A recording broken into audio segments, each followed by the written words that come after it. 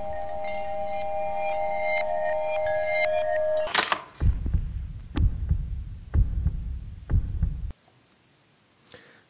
at it again. Um, welcome. My name is Licious. Um, some call me Al. Some call me whatever name they want to call me, um, aka poor philanthropist, meaning trying to help some less fortunate kids out in Africa, but I don't really have money. You know, I just got to be resourceful, economical, and help them in the best way that I can, using my own resources and with the help of whoever can help, and they for sure will be credited and praised. But yes, on this day, I've just met up with Francis Abdul. They're walking down to the home. As you can see the environment here, it's a very steep, mountainous, very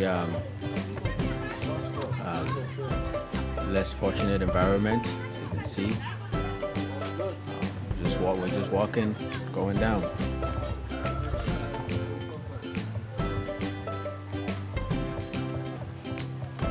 This adventure, it's a case study that we did on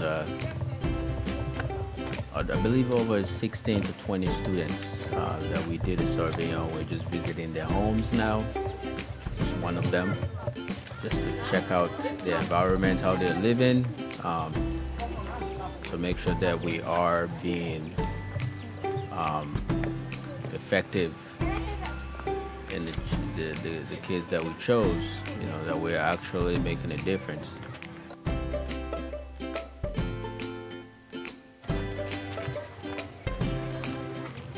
Gotta watch your step now. Oh, and the title of the case studies, the title came about, as I've explained in the previous episode, is city piler, meaning somebody that does a lot of walking. That's the definition of the city piler word or phrase.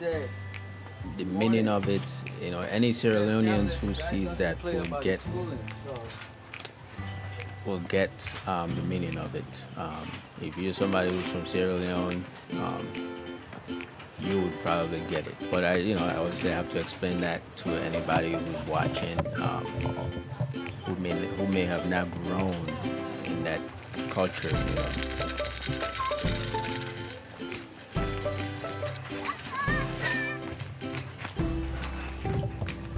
City Piler.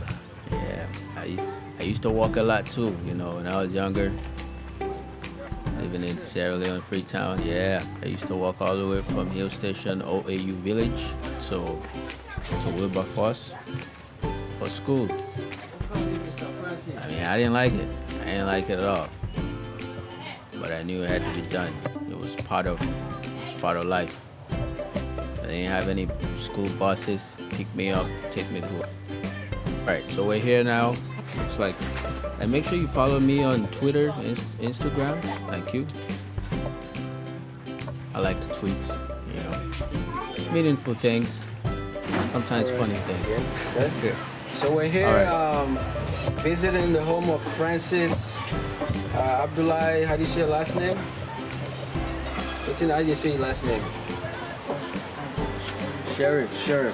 So Mr. Francis, 11 years old, right? Francis is 11 years old, goes to services. You like to play football, right? You good at football? You go cut me, eh? Me, I'm not that good, so you probably go cut me, okay. You say at the university level you want to study science, eh? Why do you choose science? Speak Creole. Because I like science. And then mix it with English. I speak the Creole because sometimes I feel like whoever I'm talking to Okay, is a okay. child. So you like science. You got some information from your mother and father, and teachers may help you down the line to try to venture into the studies of science. That's good. So that was one of the things you listed. You said you want to study science. I thought it was very attractive because most kids, when you ask them what they want to be, they say doctor, lawyer, businessman. But to become a scientist, you know, it takes unique kids. You know, like you must have some special interest about science. So that was very good.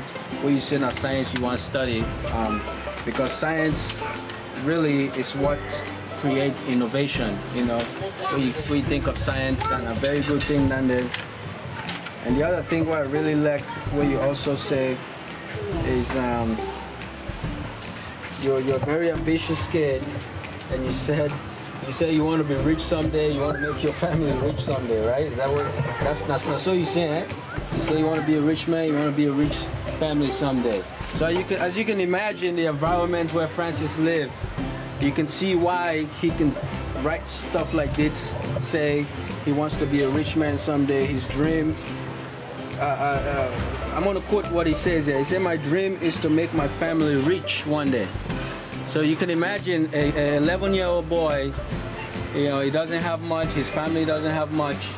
So all he's thinking about is to go to school and do something with his life and try to help his family, you know, come out of poverty. You know, so I find kids with minds like that incredible. You know, this kid with a little bit of push can turn out to be an extraordinary individual one day.